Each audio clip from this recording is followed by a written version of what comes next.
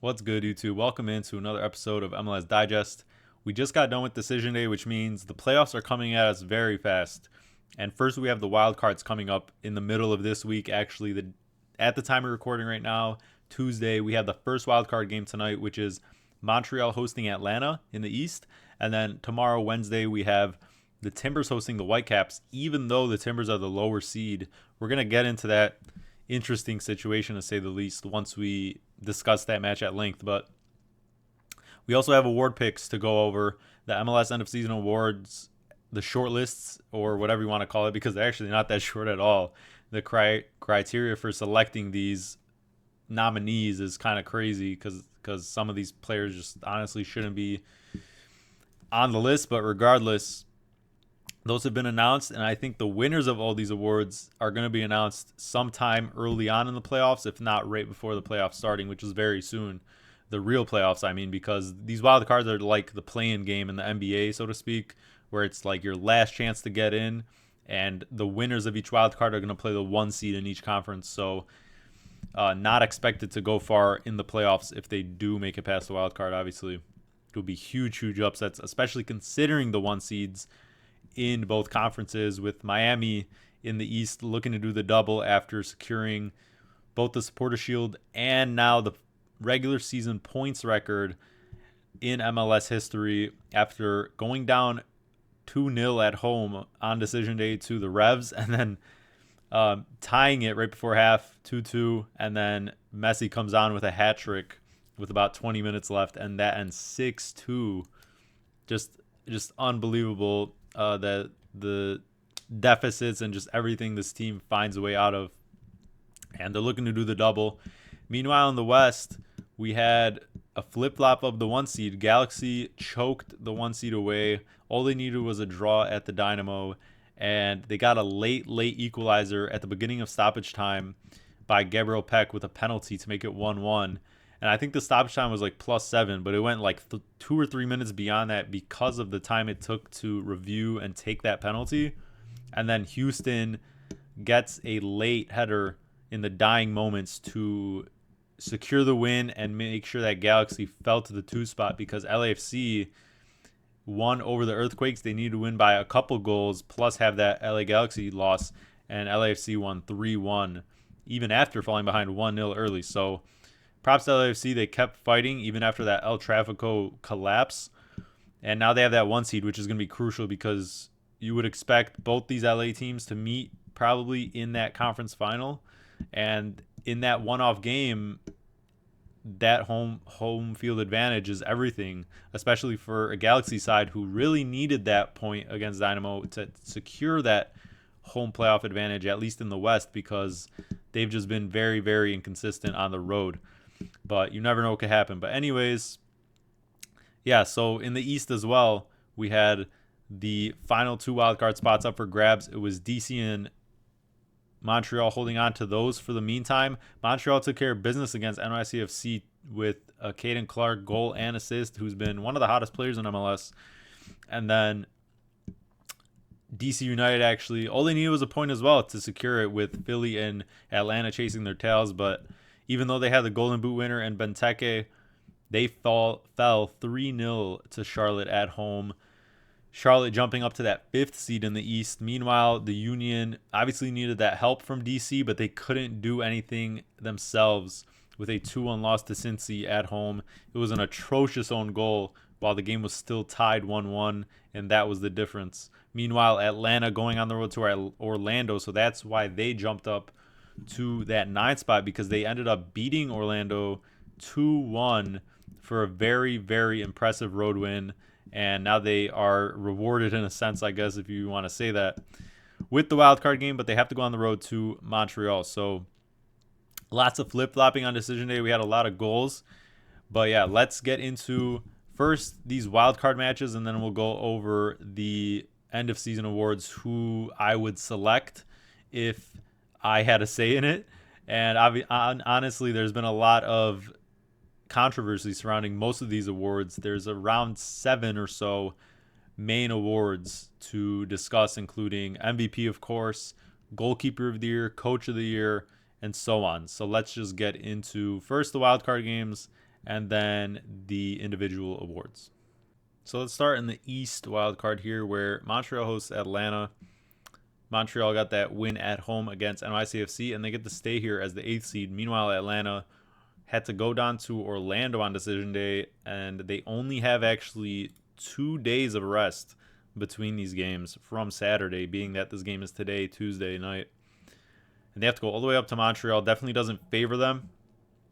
But both these teams relatively healthy, and Montreal actually got the better of these two teams, better of Atlanta, both matchups this season with a 1-0 win at home, and then just shortly before, only a couple weeks ago, a 2-1 win on the road at Atlanta. So even at home, Montreal has been pretty impressive. They've just done the business, especially over the weaker teams than them in the East.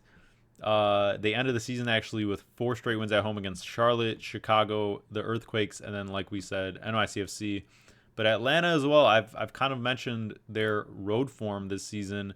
It's been pretty respectable, and they ended the season with a 4-match unbeaten streak on the road, with a win at Charlotte, a draw at the Red Bulls and Union. And that, especially that Union draw, was huge because Union could have basically secured one of those wild card spots with a win in that game. And now obviously they're on the outside looking in, didn't make the playoffs, or the wild card, so to speak.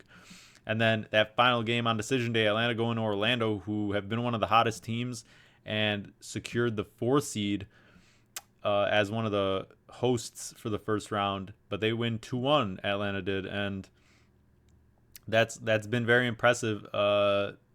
Like I said before about Atlanta, they've just been very stout defensively on the road, it seems. They know how to grind out results.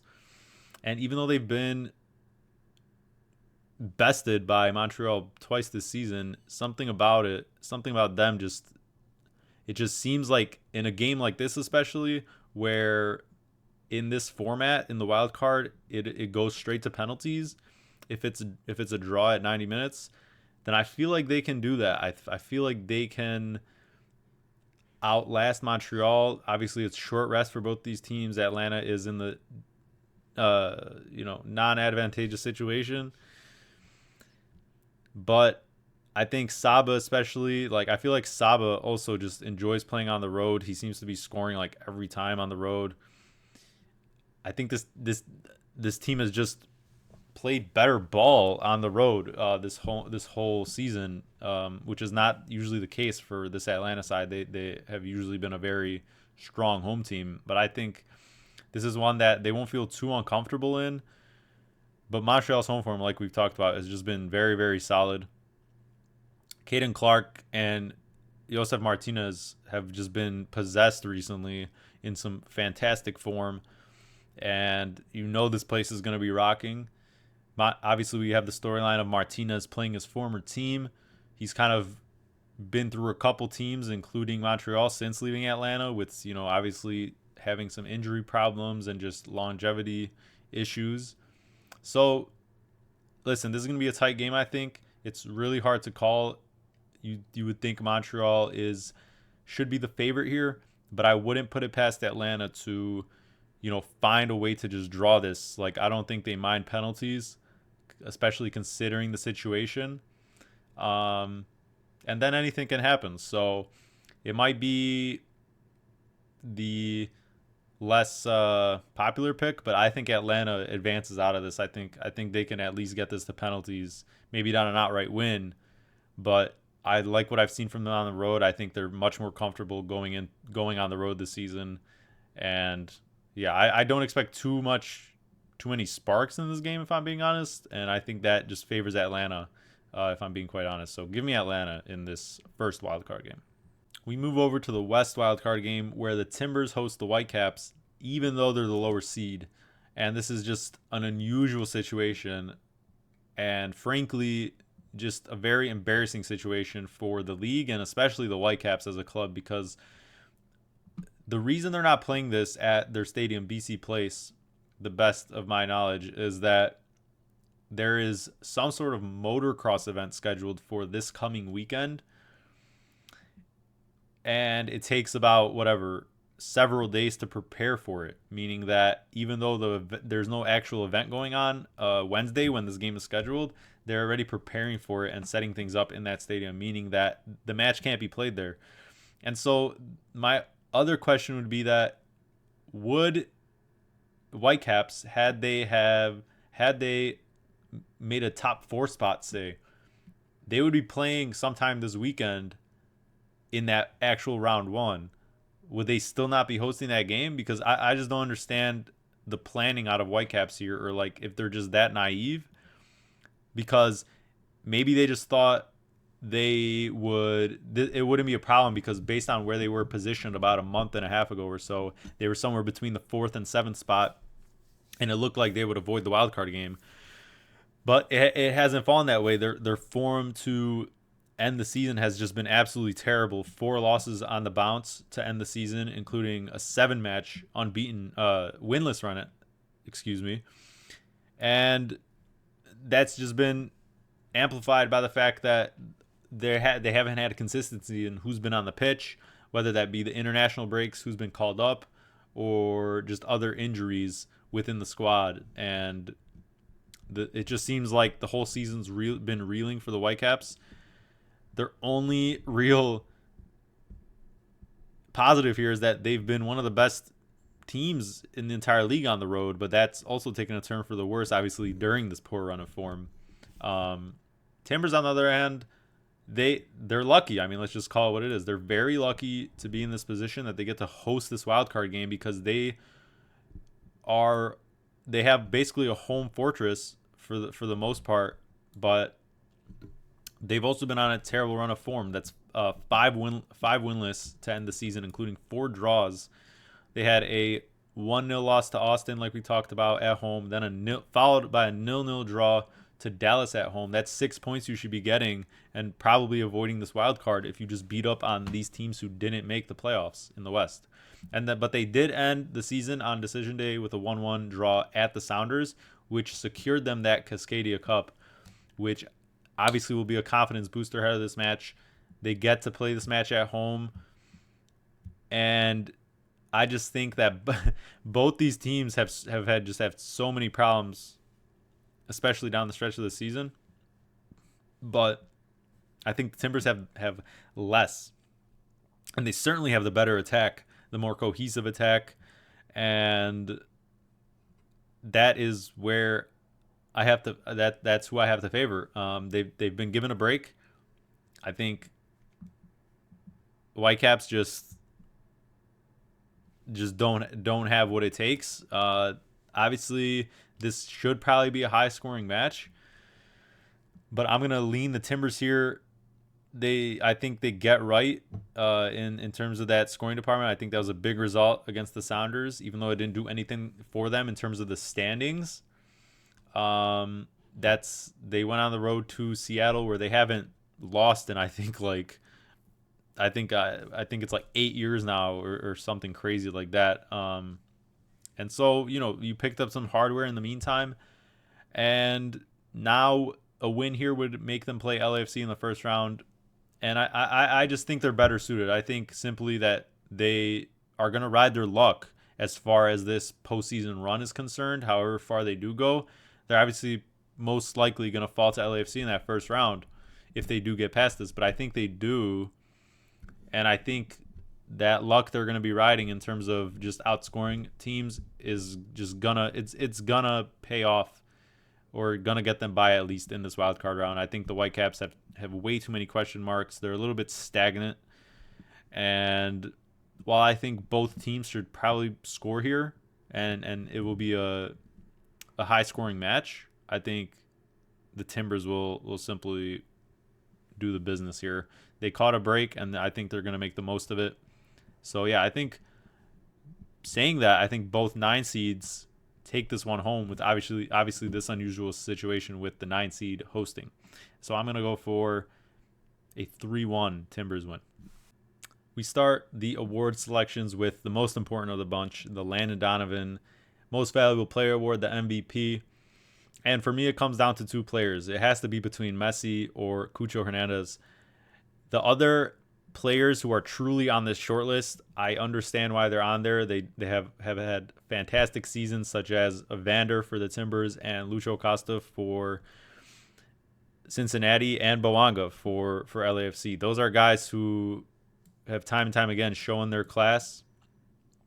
But in the case of Evander, even though he has the second most goal contributions with 34, 15 goals, 19 assists, I think it has to say something where his team is. I think the team's positioning in the standings has to mean something when it comes to consideration. Because yes, he is, honestly, if you simply break it down to the most valuable player to your team, I think without Evander, the Timbers, with him, they're ninth. They might not even make the actual playoffs. And so without him, I mean, I don't even want to imagine how much lower they'd probably be. But on the flip side of things, it's not really his fault that the team itself, and especially the defense, hasn't lived up to the quality of the team's attack. But the team is in ninth, and I just think once again the standing of the team where they are has to mean something. And that's just usually, especially where the voters are going to go. It's going to favor if you've actually brought your team, despite your goal contributions, if those have actually meant that your team is in a high seed. And that's just not the case with Evander, and especially his end of season performance, as the Timbers have struggled, has also kind of dipped. So you have to be very consistent throughout the whole season. And as well, I think those 2 points kind of knock him down from actually winning this award. And in the case of Lucho, he has great numbers as well. He's tied for third with Cucho, actually, with 33 goal contributions, 14 goals, 19 assists. But I think he's kind of a victim of his own success and the level that we expect of him. And so he has also missed some time. And even though since he's kind of third in the East, he has missed some time, and I just don't think he's produced or been as consistent, especially down the stretch here, on this same level that we've kind of expected and already seen from him when he won MVP. So it's hard. It's super hard, but I think someone has to be the winner. And I think these two guys have been a step above, especially considering where their teams are positioned. This is 1 and 2 in the East for Messi and Cucho, with Miami and the Crew. And listen, Cucho would be my pick. I have no issue if Messi wins this, but it has to be there. It has to mean something where, yes, Messi is the best player in the league. Okay, that doesn't always just correlate to MVP, but he is the best player in the league on the best regular season team in MLS history, and that has to mean something. But he's missed so much time, and yes, he has put up the most stats now. After that decision day, he put up the hat trick and I think at least 1 assist in that decision day game. So that puts him at the most goal contributions at 36, 20 goals, 16 assists. He's put up those numbers in much less time. And so that's even more impressive, right? But when it comes to value, this Miami team has not really missed a beat without him. He's missed so much time due to being at Copa America, and then the injury at Copa America, which made him miss time, and then even a couple games before that. So the reason Miami is the Supporter Shield winner and has set this points record is not because of Messi. I mean, you have other players like Suarez, Diego Gomez, Busquets, Alba, obviously the Barca guys, and then Rojas, Gressel, Campagna. All these players have showed up in massive moments to secure points, especially late, without Messi even on the team sheet. And so that also has to mean something. And so it's really whatever you value most. What kind of aspects of this debate you matter more to you. And for me, Cucho is on the number 2 team in the East, number 2 team in the Supporter Shield standings as well, behind Miami.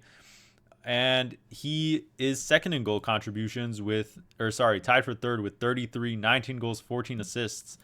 And he's just, besides Messi, the best player in this league.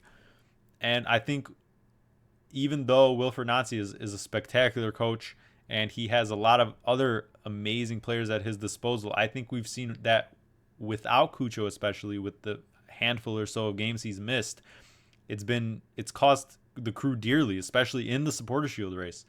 And when he's been out there, he's delivered. Especially, obviously, you don't want to consider.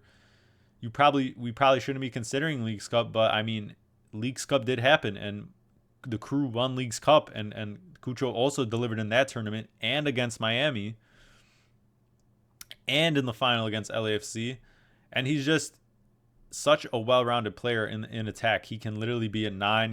He gets so many assists and just creates so many plays off the wing. As a 10, he can literally play wherever you need him to be. And I think as good as the Crew are, as balanced and deep as the Crew are as Miami, I think without Cucho, the Crew are just far worse without Cucho than Miami are worse without Messi. So the numbers are the same. Cucho has been there played much more time.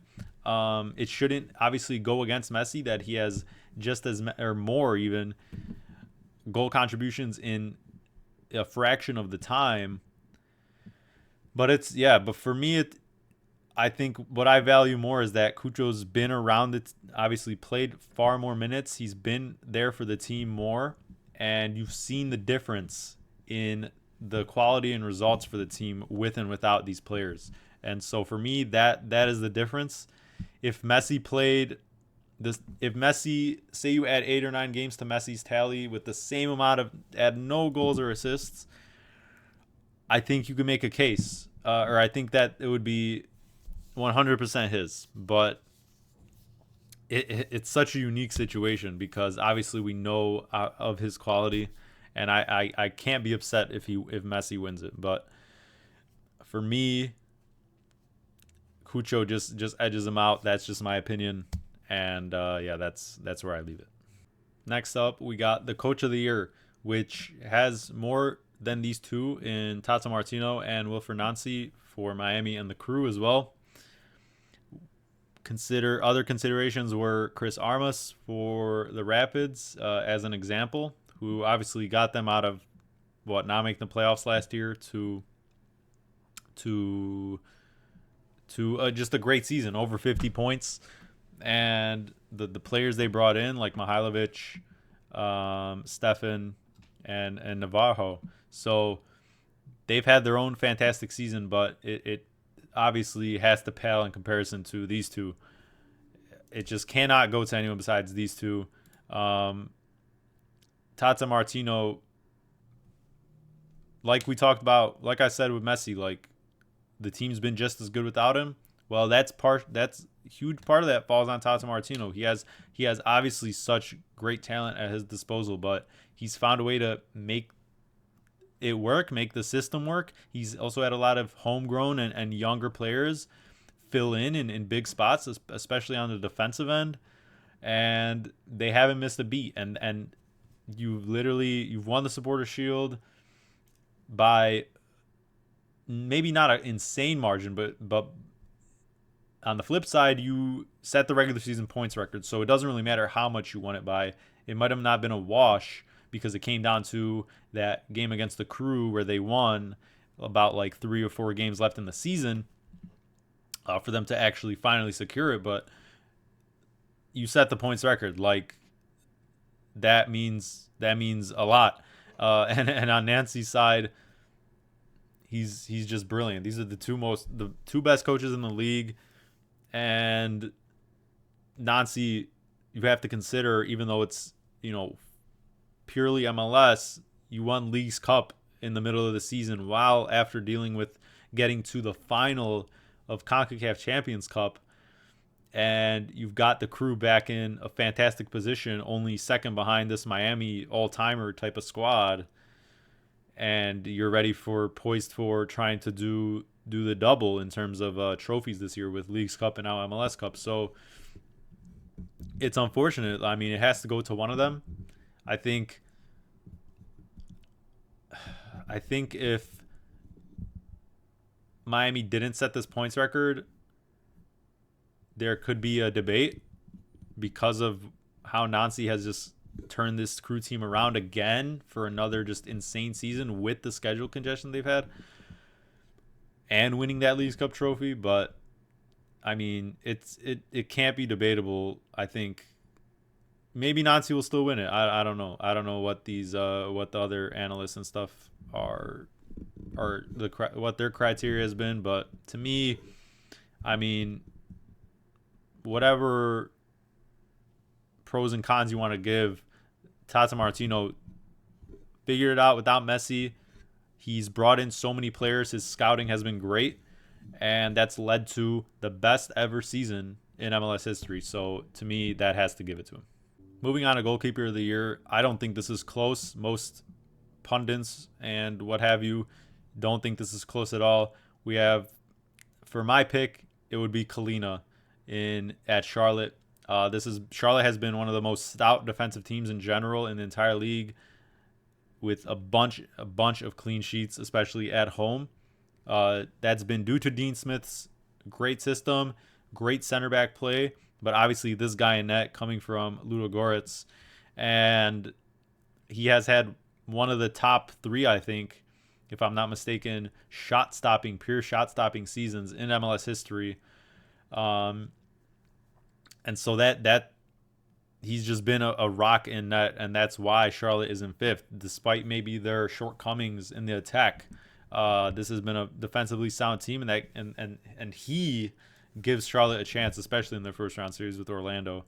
The other players who I would consider and that have been on the short list who could maybe, who I don't think they will, but who are in consideration would be Roman Berkey for St. Louis, Matt Frese for NYCFC, and then Stuver for Austin.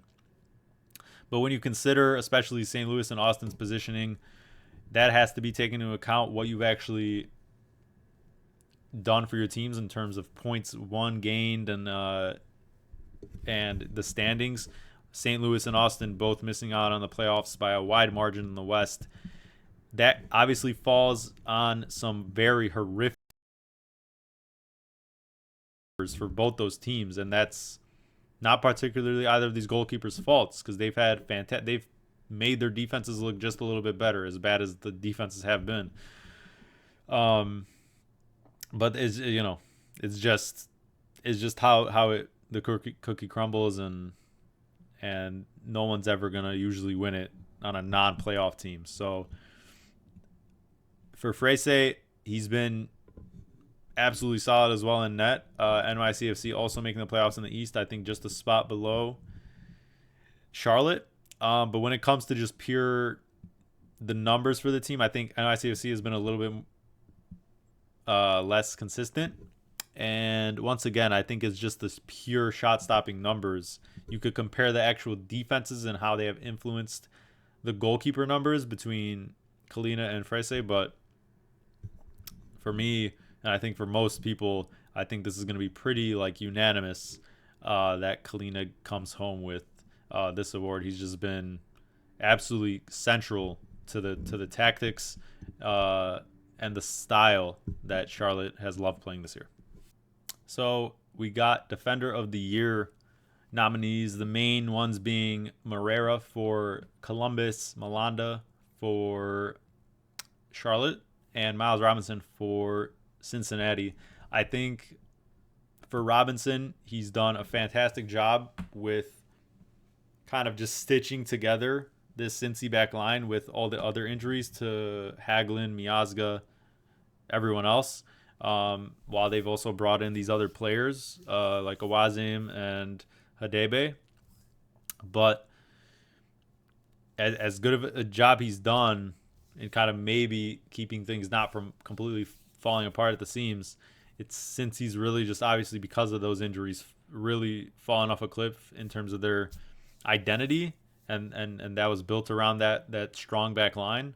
So he's been the one healthy guy remaining, but unfortunately, since these numbers just aren't good enough.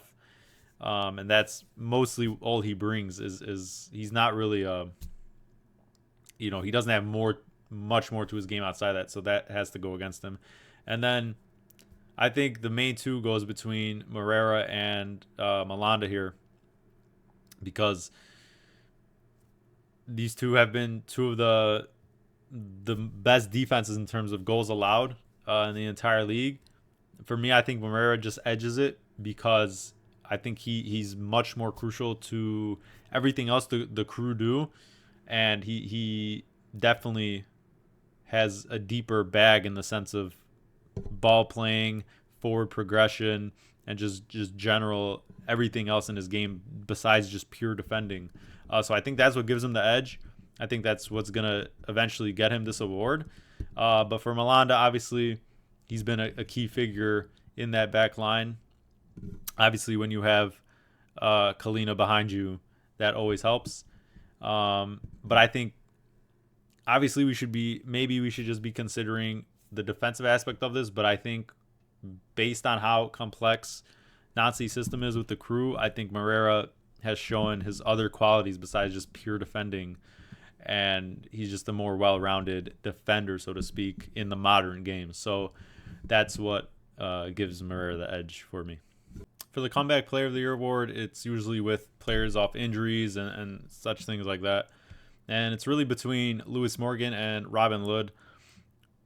Lewis Morgan came back from a hip injury and surgery, and he's been honestly the Red Bulls' best player this season, if not, Emil Forsberg. But Forsberg has missed so much time, especially during this latter half of the season with that foot injury. And Morgan's pretty much stepped up. He has 13 goals, 7 assists, and Robin Lod, on the other hand, 7 goals, 15 assists. So just a couple more goal contributions for Lod, who himself has really kind of filled into that Reynoso role for the Loons. But I think for me, I'm also considering how valuable as well they've been for their team. And to me, the Red Bulls are once again, especially with the Forsberg injury this season, have just been particularly stagnant and just not had that killer instinct in front of net. And that's why they're probably going to get rounded in the playoffs again, seeing as though they play the Crew in the first round.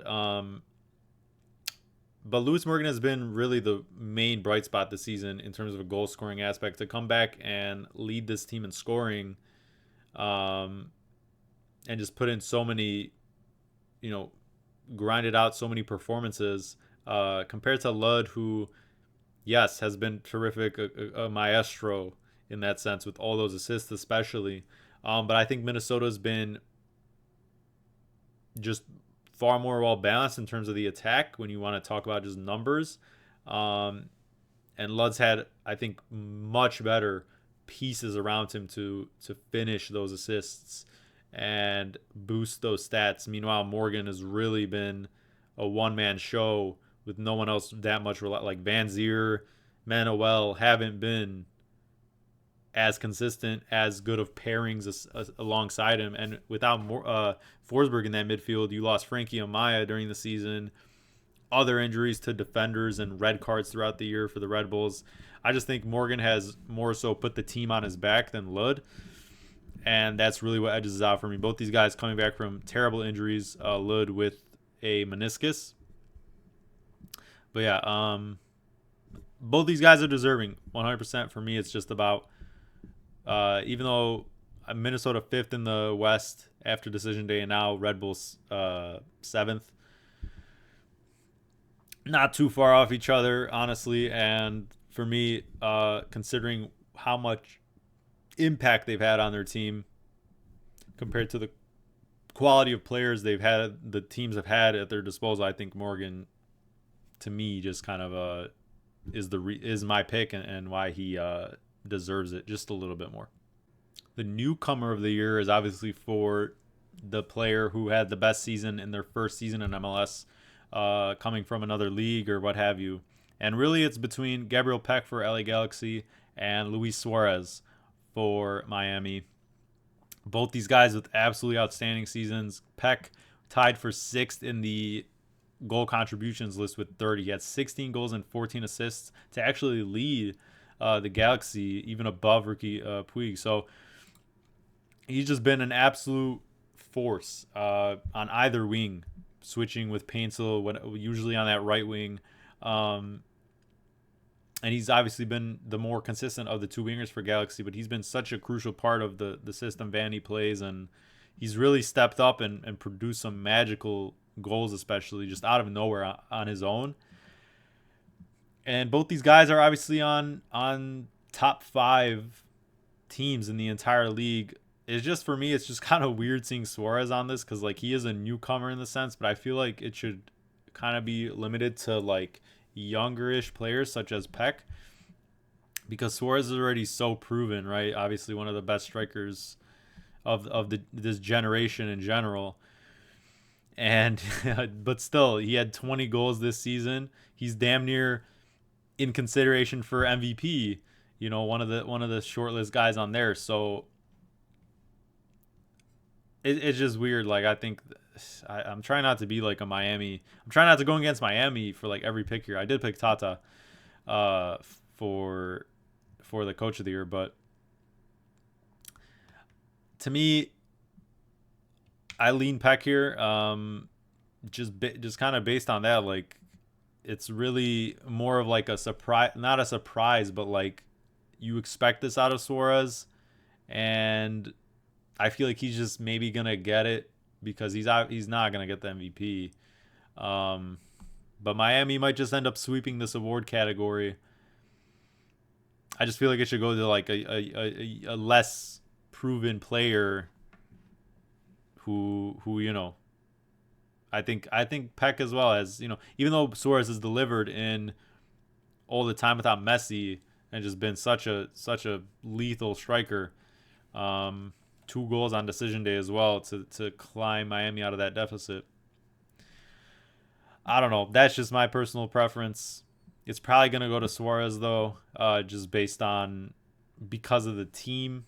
The team's obviously just a little bit better. Obviously, the points record, all that. So I think Suarez wins it, but Peck is my pick. For the Young Player of the Year, it's mostly between, for me, Diego Luna for RSL and Diego Gomez for Miami. Other players considered on the short list sort of are Obed Vargas for Seattle, midfielder, and Quinn Sullivan for the Union. But for me, it comes down to these 2 players. Gomez is going to go to Brighton, I believe, after this season concludes. And so, obviously, that shows his class. The only thing going against him really is the team. I think Miami's just so good that it's so many great players on here that you have to consider that kind of weighing maybe these other players down in terms of why they're getting the stats they are, or how really valuable you've been when everyone is contributing, right? So Diego Gomez, he's only actually made 15 starts because of Copa America and other international breaks. And in that time, he's only put up 3 goals and 7 assists. Meanwhile, Luna, he's basically been around the whole season. He didn't make that U.S. youth team or Olympic team during the summer. He's played far more minutes, and in that time, he's put up 7 goals and 12 assists. And I think he's just been the one constant for this RSL side that has had so much turnover, who were looking like an MLS Cup frontrunner before the couple players left and the new signings came in, and now they've had that period to adjust with the new wingers, with Goncalves, and now with Chicho Arango very much struggling, not in form at all from his early season kind of form. And so for me, he's just been the one constant for RSL. He's consistently delivered, consistently stepped up a level, and especially after that Olympic snub, it seemed like he took that personally and has really been consistent. So he's been a first-team player all season. Meanwhile, Diego Gomez has been kind of in and out. He's shown those flashes of brilliance for sure. But to me, availability is the best ability. And that goes for a lot of these awards, like I've discussed. And it just seems like, especially for some of these, like I said, for the MVP with Messi and here with Gomez, that that's if I was a voter, maybe it's whatever you could say, maybe it's good I'm not, or whatever you want to say, whatever your opinion is, but that has to be considered. And yeah, Diego Luna has been a consistent force and a big reason among this turnover in terms of the players for RSL, why they're still now in the third seed going to be hosting a first round playoff game. Thanks for tuning in once again, everyone. Let me know what you agree or disagree with when it comes to those award picks. A lot of controversial takes, maybe, or just in general, it's some very controversial, pros and cons for each player that's up for consideration, or the coaches even, for coach of the year. But someone's got to be chosen. We're gonna find out, I think, soon enough here, sometime during these playoffs, and there's a case to be made for either side in most of these debates. So let me know what your thoughts are, who your picks would be, and let me know who you got for these wildcard games. Obviously, kind of hard choices for both because, let's be honest, neither of these teams, or none of these four teams in each conference, probably deserve to be in the playoffs based on how inconsistent they've been. But here they got one last shot to prove themselves, and the reward is a best of three series with the 1 seed in each conference. So I think there'll be some fun games. I got both 9 seeds like we talked about in the game breakdowns. But let me know who you got in that as well. And I'll see you ahead for the full preview of the round 1 of the MLS playoffs. See you there, guys.